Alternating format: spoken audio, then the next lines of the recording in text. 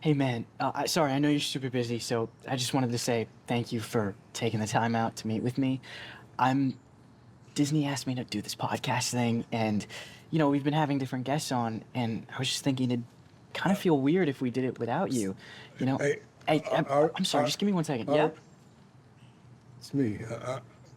yeah. What? I'm the talking part of the horse. This is a team act. We are Quíron. Yes. And what do you think? I got these polka dots on for nothing? You see these? Well, I thought those were just for comfort. No, like a no, stylistic no, no, no. choice. This makes the movie magic. This is how we become one. Together. We are Quíron.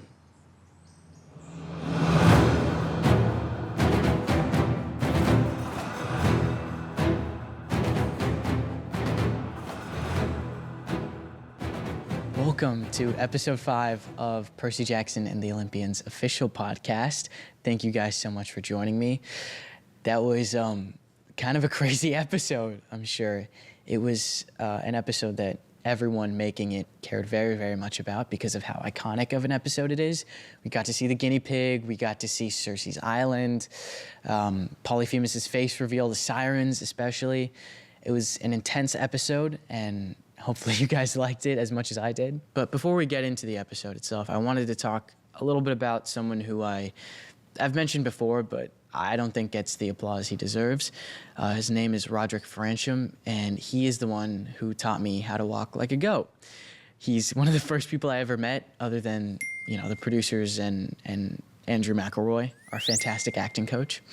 And Rod is the person who taught me what a goat's anatomy would look like, and he taught me where the heel is and why that would make me be on the tips of my toes and why I had to squat in a certain way and why I had to keep my body upright. And he basically made it so that way, even out of post, I could make it look as close to what an actual satyr would look like. And then Eric and his team could just go in and do as minimal touches as they had to.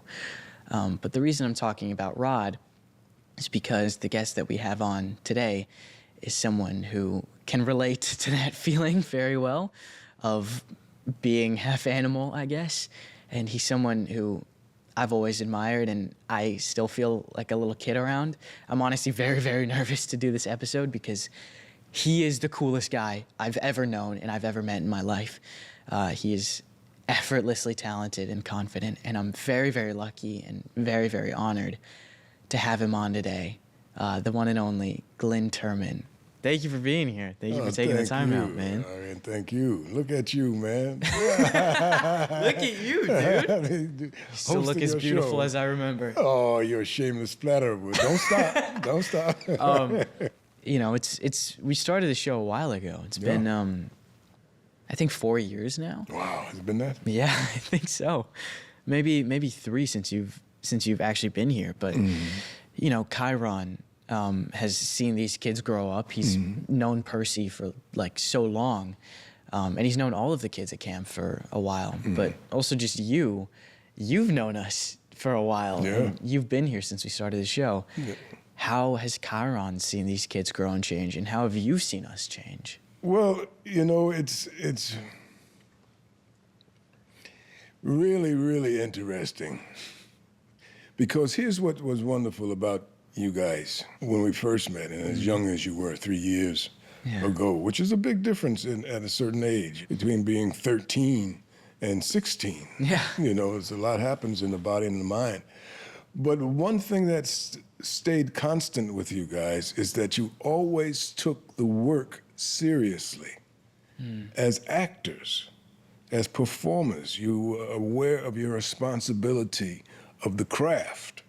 And I'm a big guy about that. That's what I look for, and that's what I watch for, because I started at an early age, the age of you guys started, 12, 13 years old. So I've always looked for that in young actors, and you guys, all of you, hit it off right away, and Andrew is fantastic, and he works with you guys very well, and I was noticing how you guys responded to him. So my hat's off to him as an instructor, teacher, and to you students who were not joking around. We took it seriously. Thank you. Part of something else that I wanted to ask you about is, speaking on like how accomplished of an actor you are. This is, I guess at first glance it can be easy to kind of write this off as a children's show, because this is a book for kids who are maybe having a tough time fitting in, or they want to read about Percy and they want to relate with the characters in the book. But someone of your like a veteran actor such as yourself, what made you take this part? Like, what made you be like, no, I believe in this and sign on? This character I relate to in so many ways. When my wife read it, she said, "Oh, so it's you."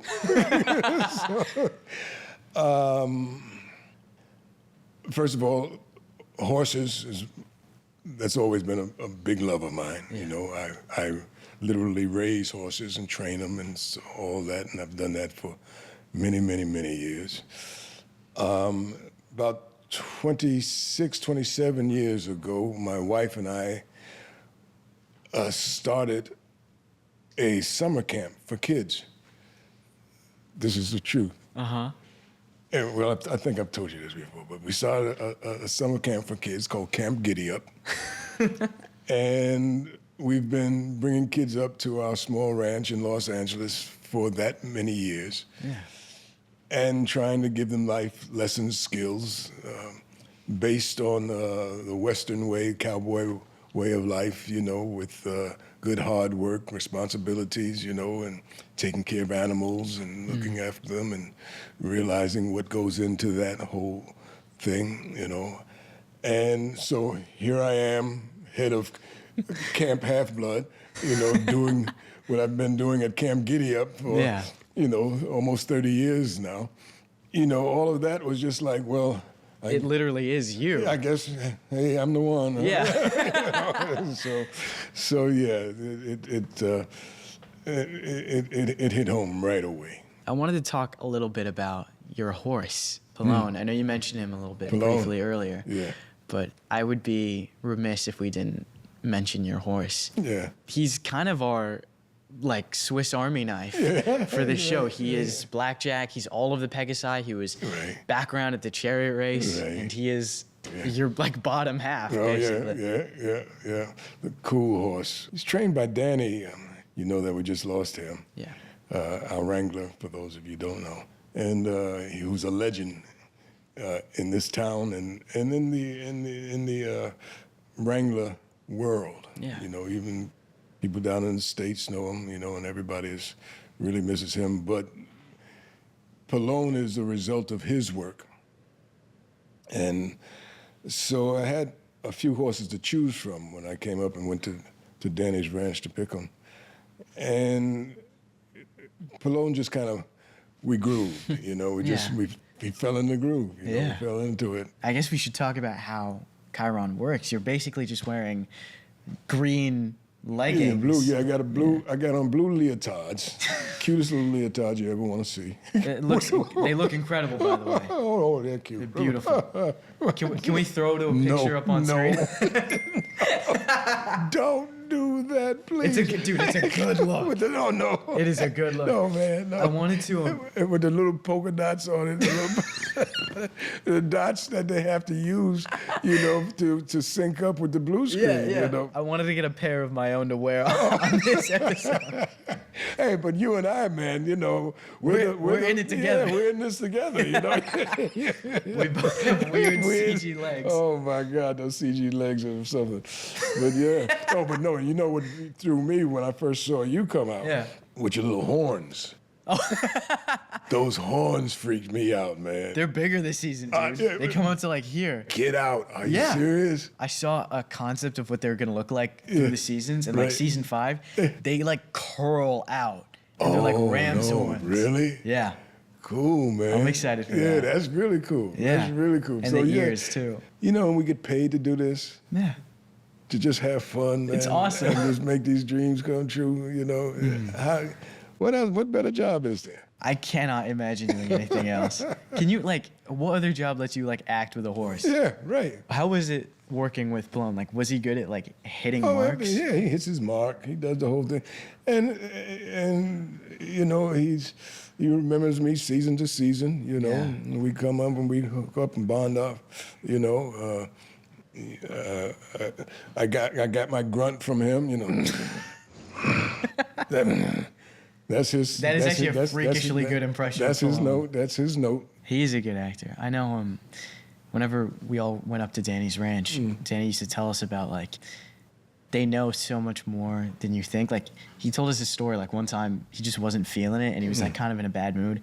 And he got on the horse and he just wasn't talking to them and he was just going around his, like, just doing his stuff, and he wasn't being, like, friendly or playful with them. And they could tell, and they gave it right back. Like, they would just, like, run away, or they would, like, just be, like, they would just return whatever energy he gave into them. Yeah, no, the horses are remarkable animals, man. Really remarkable. That's why we use them at camp so much. They're so therapeutic, you know. They can sense unbelievable things. I've seen them change kids' lives, you know, with just in terms of attitude. Yeah. Over the summer, I worked at a camp. It was like an equine therapy camp. Oh, yeah. And they would, like, take kids who, like, you know, maybe had a little difficulty walking or they were just going through something. They would put them on the horse and just teach them. And I was a sidewinder, and so I would, like, help the kid stay on the horse, and I'd, like, play with the kid, and then we'd help guide the horse around the track. Right. And they were a different person coming into that, and they were a different person coming out. Happens every time. Yeah. It was, there's this one kid I remember, he was, like, he was kind of pissed about missing his birthday. Because his birthday was the day that he was here. And he was just like, yeah, it's fine. It's my birthday. It's whatever. And they put him up on the horse, and they just, like, let him play for an hour. And they took him back down. He was the happiest kid I've ever seen in my entire life. And he's like, you're invited to my birthday party, and I want to bring the horse to my birthday party. And you get a horse, and you get a horse, and you get a horse. Right. I know. No, No. I've seen it over and over and over again, you know, that horses have changed the lives of the thought process of people, you know, not just kids, but, you know, adults, because they have such an intuitive energy, you know. They can hear your heartbeat. They can feel a fly on their back, you know, and let you know how sensitive they are, as big as they are, you know. They can feel a fly and flick it, you know, so they're really an intuitive animal. And they can hurt you, so you have to be respectful, you know. You cannot, you know, take it for granted, you know. You know, I got dumped a little while ago. Did you actually? Oh, yeah, man. Yeah. Like, you got dumped off the back of one? Or you just I did something. It's usually your fault. Yeah. Usually human error, but, you know, I got dumped. But it's don't panic, Disney, don't. No horses or kids or centaurs were hurt in the making of the show. Disclaimer. But as human error, you just have to be aware, you know, of the responsibility that you have as an equestrian. Well, while we're talking about working with horses, I wanted to pivot a little bit and talk about Quíron's vacation down in South Beach, down in Miami. What was that like to film? Oh, it was funny. Of course, you know, it's the last thing you would expect of Quíron, you know, and his very, you know, serious, British, rigid sort of, serious demeanor, you know. Now he's got shades on, baby, and he's, you know, he's sipping by the beach. He's on the beach, you know, he's got a tank, you know. Annabelle. Quíron, where are you? I'm in Miami, visiting relatives. I wanted to talk also a little bit about you working with some of the greatest heroes of, like, the modern age. Quíron trained Achilles, he trained Hercules, Theseus, Patroclus, like all of these, like, great Greek heroes, the ones that, you know, people tell to their kids at bedtime. He trained all of them, and now he's here at this camp training kind of the next generation. And in the books, there's this moment where he tells Percy, I could just be remembering the plot of Hercules, frankly, but there's this moment where he tells Percy, like, I trained all these heroes, and you know, all of them just go out to war and then none of them come back. But I've learned not to like hope, but in you, I see a little bit of hope that you might have like a happy ending. And to me, it's like a beautiful moment. And I know we don't really explore it as much in the show, but did you carry any of that with you? Like, how do you, when you look out onto this like next generation of kids and, you know, you realize that they're training for what is inevitably going to be a difficult life, like, does that weigh on you? Does it affect your performance at all, or? You draw on as many parallels as you possibly can from your real life situations. Being a steward at Camp Giddy-Up and dealing with kids who've come through, many of whom have had a rough time in one area or another. I've found myself in situations where kids that we had so much hope for and so much invested in, so much time invested in and caring invested in with their parents. Everybody doesn't make it. Yeah. I'm sorry. You know? Yeah. Everybody doesn't make it. And so when that happens, you realize how much of yourself you have invested in a hope. You know, how much of yourself you've invested in a dream. But that's also at the same time the fuel that you'll need to continue. You know? Yeah. Because it's important.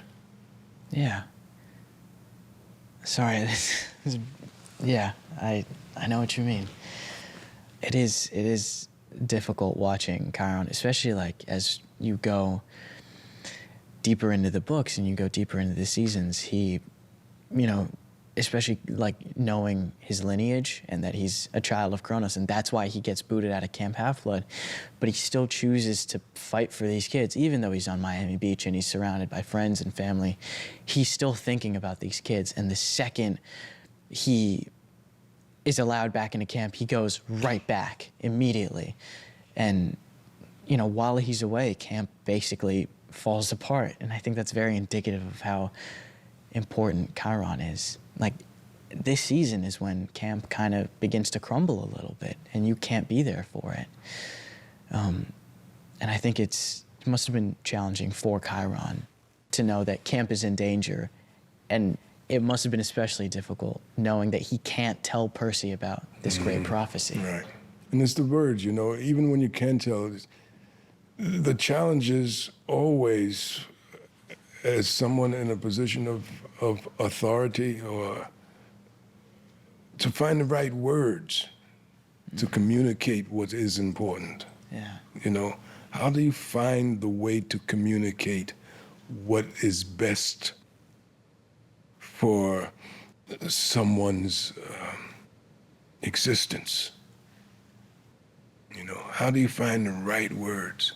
That's what when you tell Annabeth, like, oh, you can't You lie can't to tell. him. You can't lie. And she's like, I can't. I can't need not to lie. tell my yeah, friend. I need to tell him.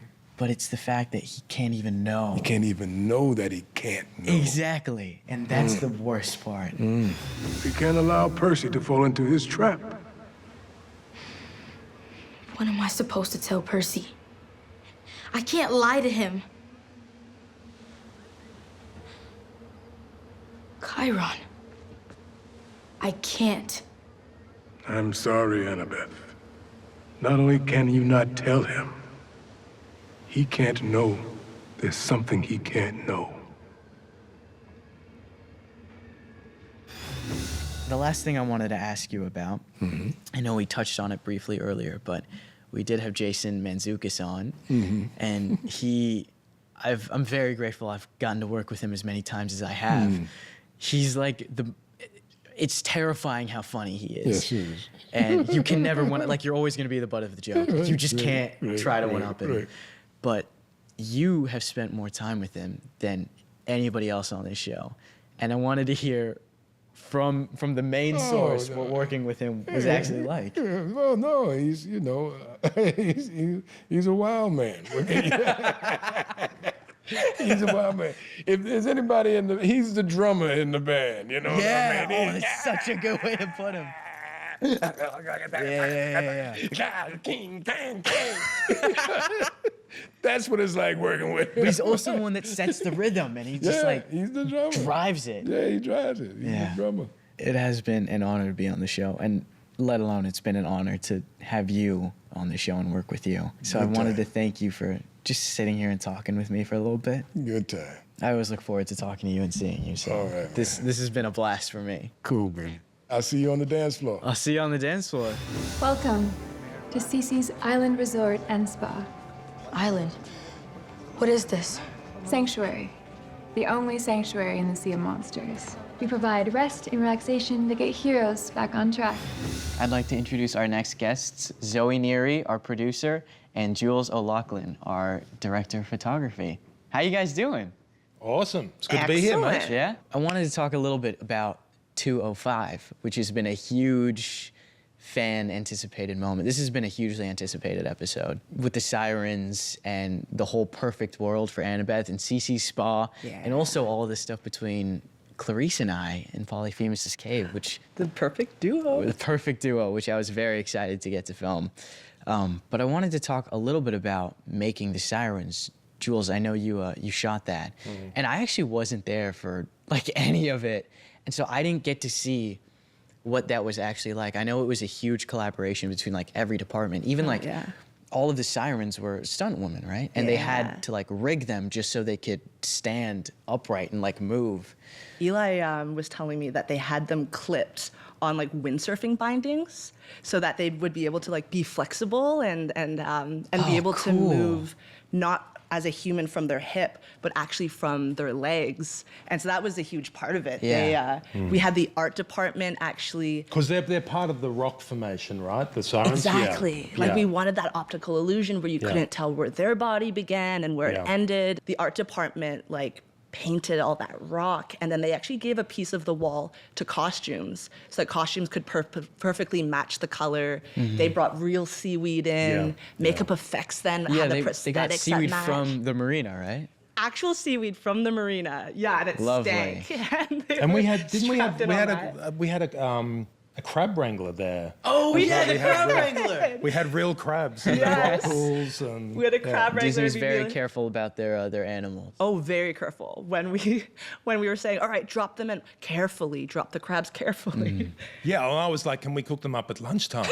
Like, We said can't no to boil that. some We crabs? said no to that. No, yeah, and I was like, no, Jules, you can't do that. Speaking of animals, the guinea pigs. Oh, dude. yeah. It was like real acting we had to do with those guinea pigs. Yeah, they're divas. Oh yeah. Divas. And they are divas. Yeah. We got Pudding and Mocha are two of the guinea pigs, and we got a note from Grace McLeod, our animal coordinator, about the week before, and she was saying like, all right, you get Pudding and Mocha and you put them in a room and they'll start to chatter, and that's when you know you're about 45 seconds away from them breaking out into a fight. So you have to keep them separated. So we had to reblock the whole guinea pig sequence in the cage to have Pudding on top, who plays Blackbeard, and all the rest on the bottom, so those two didn't interact. Yeah. And that's... It's amazing because I didn't do that. That I wasn't there for that shoot, but I did see the network cut of the episode, and I remember all the conversations in pre about we're going to have real guinea pigs, and I'm watching the cut going, oh my God, are they real? Are these?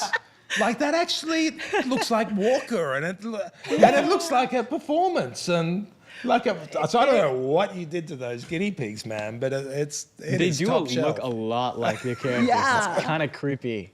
We had something we discovered was that if you feed them different food, they have different eye lines.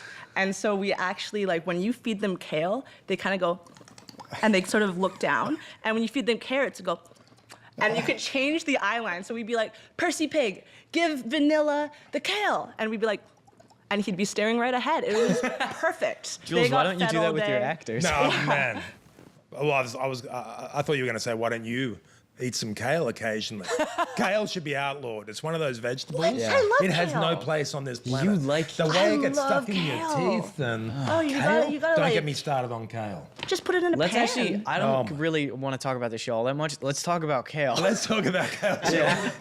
This should be called the Kale Podcast. The Kale Podcast, the Kale Cast. The Kale Cast, yeah. It wouldn't feel right talking about episode 5 without talking about Cece, who I know has been like a huge, again, just another anticipated moment of this episode is finally seeing Cersei. Yeah. What went into the process of like finding the perfect Cersei? I mean, Rosemary DeWitt is an amazing actress. And what was interesting is that we wanted to sort of have somebody that had this sort of wellness spa sort of feeling. And she's sort of, there's an allure to her where she kind of, she promotes this, you know, while pointing out how flawed you are, has this sense of like, magical sort of hope that you could get better, and it's almost like this hamster wheel of you trying and guinea pig wheel. Guinea pig wheel. But no, she was great because like something we did was her costume and the set sort of had matching patterns. She like blended into the environment. Exactly, like she's the master of this world, this sort of, and she's also sort of creating this sort of image that other people are, all these like demigods are sort of, that are on quests are falling for. Bravery. Stavros thought that my training was for cowards, but it takes bravery to look inward and confront your true self. That is how we sail past the sirens. Well, something that I think our production team does better than any I've ever worked with, or just any I've ever heard about, you guys build like a family offset. Like we've stuck with the same crew like through seasons, and like Jules has been with us for almost 4 years now, which is crazy. I thought he would have been fired a long time ago. Oh, we tried many times. Yes, when I I'm open my mouth shocked and I you say guys those haven't let him go words. yet.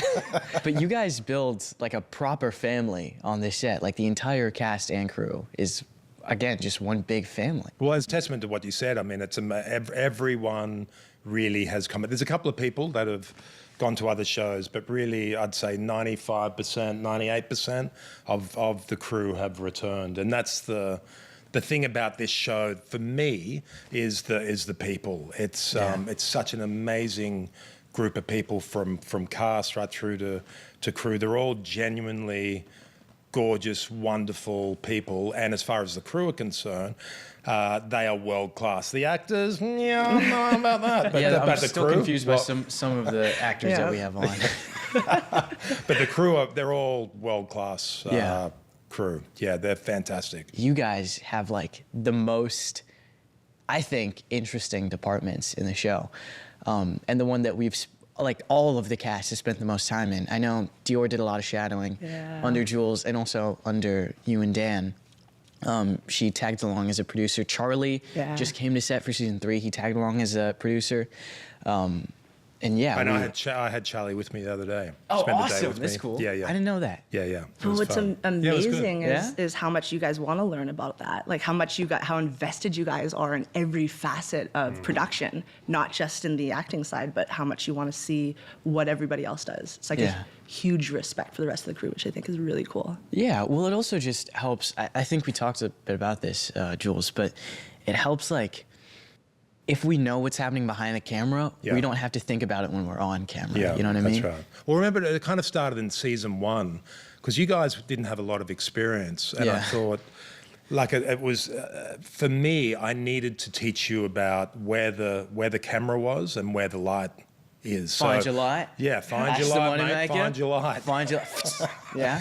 Which is really important, right? So you can come on and perform and not have any idea of where the camera is, and you're missing the power or the camera can lose the power of your performance. So if you know where the lens is and you know where your light is, technically you can really make a performance even more powerful. And I spent a lot of time on season 1 talking to you guys about that. And the other guys took to it pretty quickly. You, on the other It was Why like, do you think I decided to intern? like I'd say to my first AC, Tyler, do you think it'd help if I nailed $100 note to the ground? Would he hit his mark? Probably. But The other here's day, the thing. Remember at the end of season 2, I said to Andrew, okay, Andrew, I'm leaving.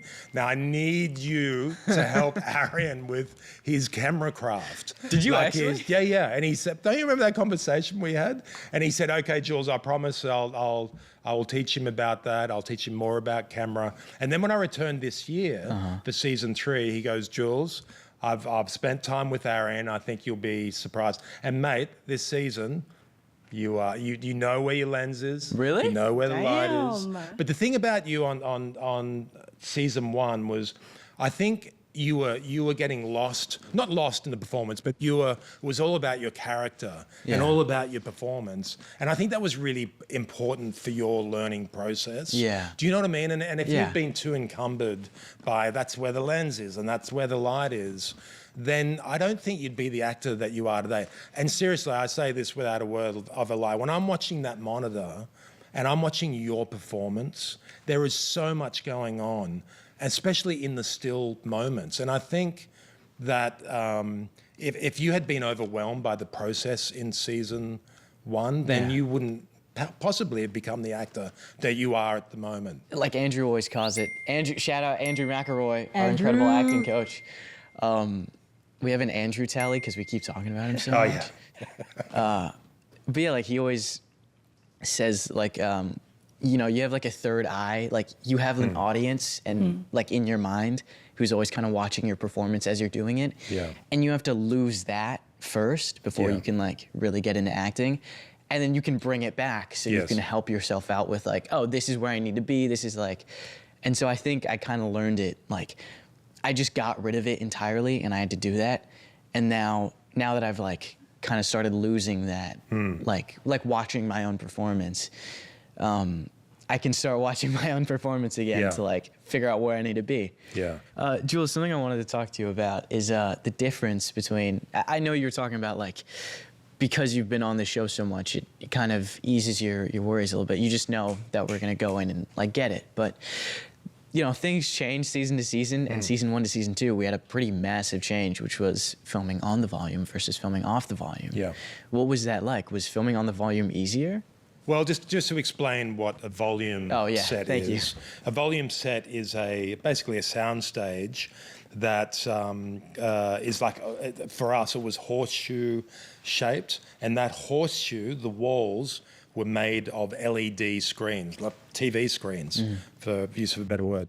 And we had a roof as well that was LED screens. So traditionally when you're doing effects work, visual effects work, you would shoot against a blue screen or a green screen. And that green screen would be replaced in post-production, and they would put an image of the Grand Canyon or a river or wherever it may be, or a planet, in there, whatever the environment. Yeah, why not? Because we go to different planets on Percy, don't we? Yeah, we do all the time. Yeah. Whereas what the volume is that you create those effects or you shoot the plates before you shoot the scene.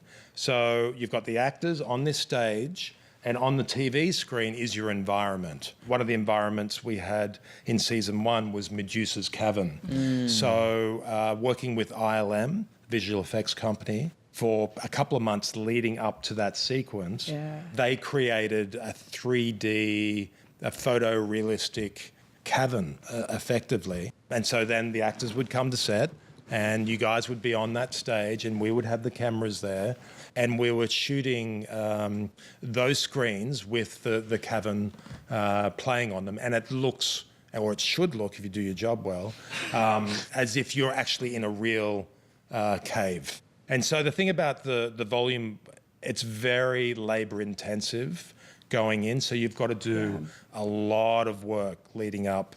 Months of prep of designing it. Lots of prep. What was nice about season 2 is we had all these practical builds, and that, I mean, you tell us, like, how nice was it to be working in sort of these real environments, and these, like, we built like that ironclad ship, and all like the rust was like, painted on by our scenic painters. We got to just use a lot of really nice practical elements. I think made the world feel very alive in season 2. Yeah, so we did move, just to explain, we did move away, as you know, from volume in season 1 to not using volume at all, except for car travel in season 2. Great Sisters was one of them. Yeah. But better for you guys, right? Well, actually, when you're in a volume set, what did you you're think looking about at the environment, but they're TV screens, right? Yeah. Well, I mean, how do you find it as an actor? Selfishly, as an actor, I way more enjoy filming like on a real set. The volume stage was great, but it's like, I don't know, it's like a cool party trick, you know what I mean? Yeah. Like when you get there, it's like awesome, but the more you film in it and you're like, man, I wish this statue was real. Because like the depth that you need, it just isn't there for you. Or like when we filmed the Montauk scene, I think part of what makes that fight, the Ares fight, so incredible is the fact that it happens on this huge open beach, you know, and you're in this sprawling like battlefield. Like this entire beach has been turned into a battlefield by 2 people. And that's how powerful these 2 people are, you know? But we're filming in what is essentially like a playbox sand pit. Or a playground sand pit.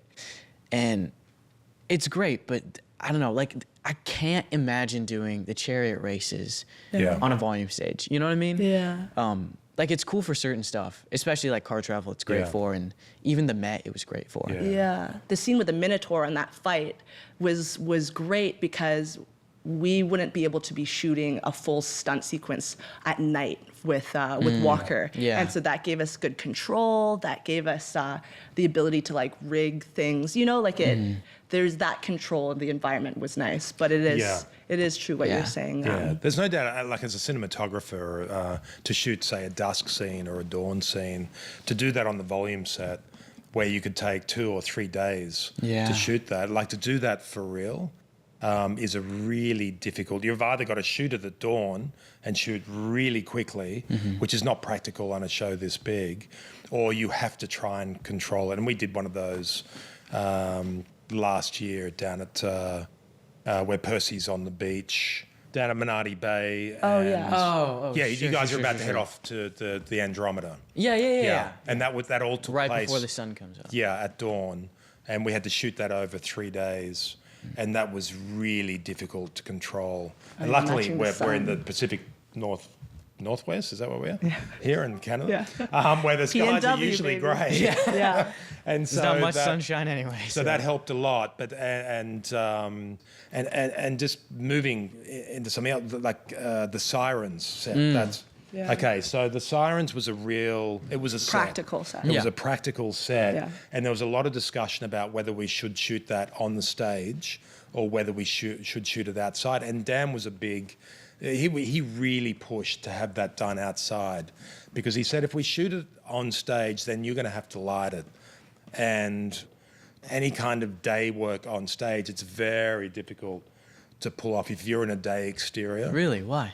Because lighting just looks artificial. So I always say, if you're going to shoot a day sequence on stage, an exterior day sequence, then make it early morning or late afternoon, because you can bring in like warm, hard lights. You can fake the eye much better at the early morning or late afternoon. But if you're under a high sun, a midday sun, and you're shooting that on stage, it is really difficult to pull that off. You can do it in a jungle. Sure. Right? We did that. We do. Lots of ferns. We did that. But if you're outside and you're exposed to a sky, shooting that on a stage is really hard to pull off. And so that Sirens sequence, we shot that outside in November in Vancouver.